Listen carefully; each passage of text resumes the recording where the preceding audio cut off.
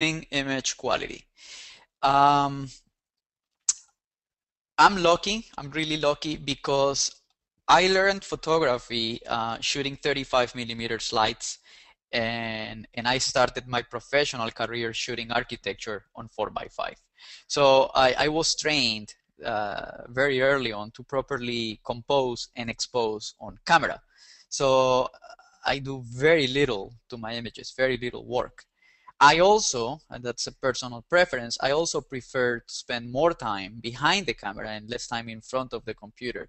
So uh, it's I do very little, if any, retouching on my images.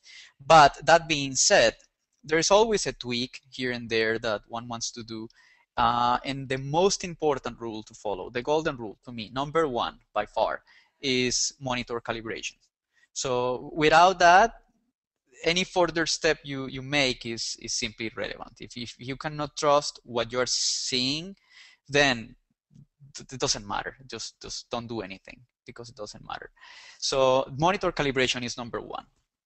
Once you have that down, for the images, for the instances where you shot the color checker passport, and as I said, I try to do it as often as possible. Certainly, if I'm shooting interiors, if I have time, if I'm working with a controlled lighting situation, for sure, I'm using it. Then that allows me to quickly um, create my custom white balance. That step immediately saves a lot of time because let's say the hotel, the Burj Al Arab.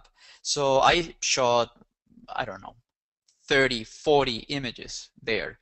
So the lighting conditions were pretty much identical. I